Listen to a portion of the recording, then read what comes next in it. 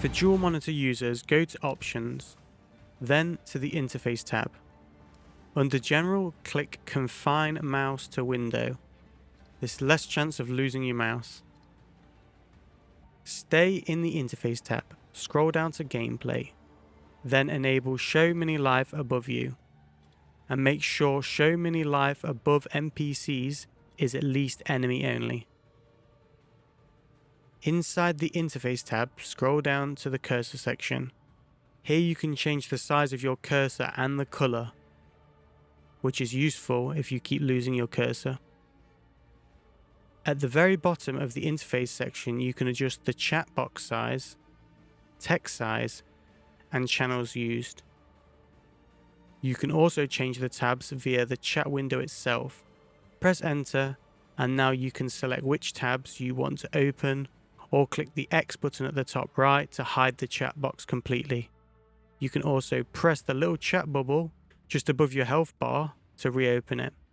If any chat window receives a new message, it will reopen your chat box.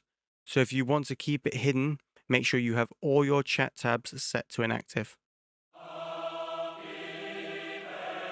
Upgrading and replacing your items is key for progressing through the game. There are various vendors that will sell items that could be an upgrade.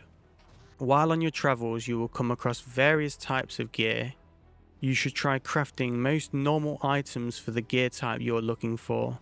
Generally, between disenchanting magic items for transmutation shards and rare items for regal shards, you should have plenty of currency to craft a lot of items. Eventually you will get the one you want.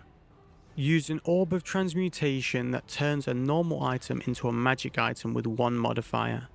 Then you can use an Orb of Augmentation to add another modifier to the item. Then you can further craft it by using a Regal Orb, converting a magic item into a rare item with one extra modifier. Then finally, you can slam a few Exalted Orbs for a total of 6 modifiers. Or you can use an Orb of Alchemy on a normal item to turn it into a rare item with 4 modifiers. You can upgrade the quality of your gear using various items. Armor scraps which increase the base defensive value of any helmet, gloves, boots, and body armor. The base types being armor, energy shield, and evasion. Blacksmith Whetstone increases the base damage of any martial weapon. Arcanist Etcher modifies the spell that comes with the weapon in various ways, depending on the spell. Artificer's Orbs can create rune slots on your gear. 1 slot for helmet, boots, and one-handed weapons and shields. 2 slots for body armor and two-handed weapons. You can salvage items at the Salvage Bench at any save hub. You get an Artificer's Shard for items with rune slots. Armor scraps for armor pieces with quality. Then you get Blacksmith Whetstone and Arcanist Etchers from weapons with quality. Jeweler's Orbs increase the amount of support gems that can be socketed into a skill gem. These come in 3 types: lesser for 3 slots in total, greater for 4 slots in total, and perfect for 5 slots in total.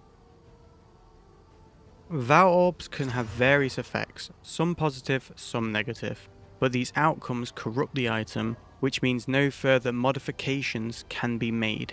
Here are some examples of the effects that they grant. Armor and weapons can add an additional rune slot. Skill gems can add a support gem slot, which is really handy when you get towards the end of Act 3 and start getting lesser jeweler orbs. First, use the lesser jeweler's orb for your 3rd slot, then slam a Vaal and hope for a 4th slot. Only do this if you've got some spare skill gems and Vaal Orbs, as some of the outcomes will not be so desirable. To see all the effects Vaal Orbs can do, there's a link in the description below. The Reforging Bench can be a powerful tool when used in the right way, especially if you're playing SSF. The way it works is adding 3 of the same item to create a new singular item of that item type. You can use this to re-roll items such as armor, weapons, jewels, uniques, or even things like essences, changing 3 of the same essence into a random essence.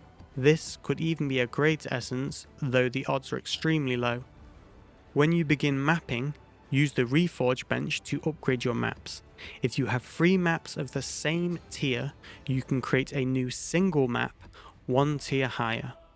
This speeds up progression when you start working your way up through the map tiers to unlock your Atlas passive skill points.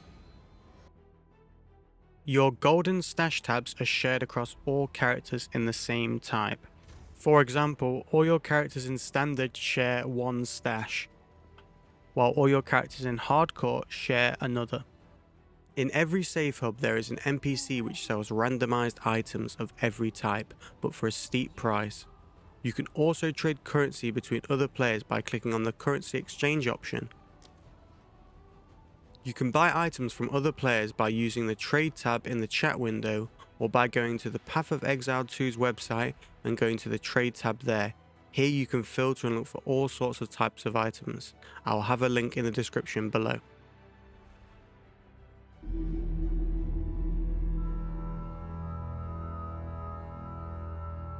Skill gems give you spells and skills you can activate and use. Reservation skills give you various aura or passive type skills. And finally, support gems can enhance or alter the skill or reservation gem. To acquire these, they come in an uncut form found as you slay monsters or complete the bonus objectives through the campaign. Skill and reservation gems can have the amount of support gems socketed increased to a total of 5 support gems. These are done by using the jeweler's orbs I mentioned in the item section.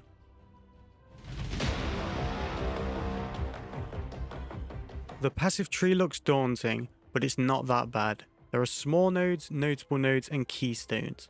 Generally, it's rather simple for new players. Just look at the notable nodes near your current location and pick one that seems useful and try and head that way.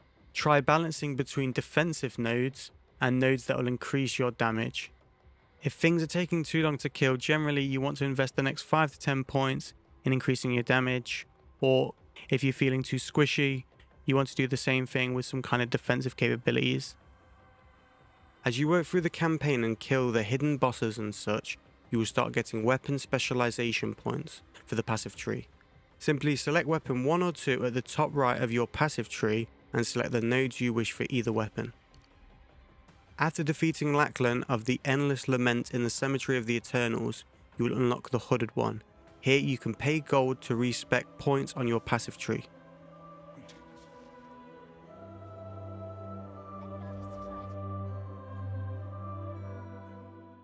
In Path of Exile 2, you have no limitations on what skills you can and cannot use, apart from the ones tied to certain ascendancies. A witch can use a 2-handed mace and its skills, the same way a monk can use occult or elemental spells. Combine this with weapon swapping and you can really try out a lot of different builds and playstyles. Like even for a spellcaster, having a wand and shield weapon swap will make things like trial ascendancies a lot easier. Blocking is very strong and I'd highly recommend it. I would suggest for newer players to stick to the recommended supports at first, and once you get used to them and comfortable, you can unselect the recommended list and branch out, trying new and interesting ways to use skills. There are various bonus objectives located throughout the campaign map. These are things like the skull and chest icons. Some of these have a smaller icon within them, such as a plus symbol shown here. These, once completed, give various permanent passive bonuses, such as increasing maximum life and spirit or resistances. Completing the bonus objectives is a good way to find new gear and gems. I recommend at least going for the ones with the smaller icon, as the permanent buffs are power every character should have. If these are greyed out, it means you've already completed them. Last tip is enjoy the game. No need to rush. Things will be a bit broken since they're still doing a lot of balancing on a lot of bosses and mobs. As a new player, expect to die a lot. It's fine, it happens, just enjoy it. If you find a boss way too hard and you don't think you can get past it or not having fun anymore, just try asking help in global chat. Someone will give you a hand. If any of you have any tips or advice for new players, please drop them in the comments below. Thanks for watching, folks. I hope you found this useful. If you did, consider hitting that like and subscribe for future videos. Link to my Twitch channel is in the description. Feel free to pop by and hang out. And hopefully I'll see you in the next video.